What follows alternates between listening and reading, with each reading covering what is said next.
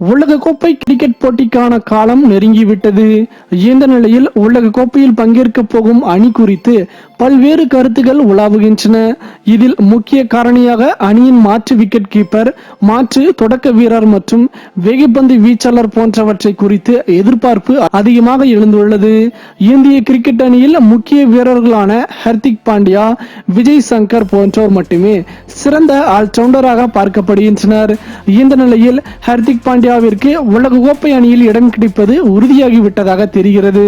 மீதமுள்ள ஜடேஜாவும் விஜய் சங்கரும் இருவரில் யார் என குழப்பத்தில் தேர்வு செய்யும் அணி உள்ளது. ஜடேஜாவும் சிறந்த ஆல்ரவுண்டர் என்பதால் இந்த குழப்பம் மேலோங்குகிறது. ஆனால் ஜடேஜாவை விட விஜய் சங்கருக்கு வாய்ப்புகள் அதிகம் இருப்பதாக தெரிகிறது. மேலும் இருவருமே எடுக்கப்படவும் வாய்ப்பு உள்ளது. ஆனால் இருவரில் ஒருவரை தேர்வு செய்தால் விஜய் சங்கரை எடுக்கலாம் என கங்குலி கருத்து கூறியுள்ளார். விஜய் சங்கர் நாக்பூர் போட்டியில் அபாரமாக பந்து வீசினார். அப்பொழுதே அவர் தனக்கான இடத்தை உறுதி செய்துவிட்டார். அவரையே அணிக்கு தேர்வு செய்யலாம் என கங்குலி தெரிவித்துள்ளார். ஆனால் இருவரையும் எடுக்கக்கூடிய வாய்ப்புகள் அதிகமாக உள்ளதாக கூறப்படுகிறது.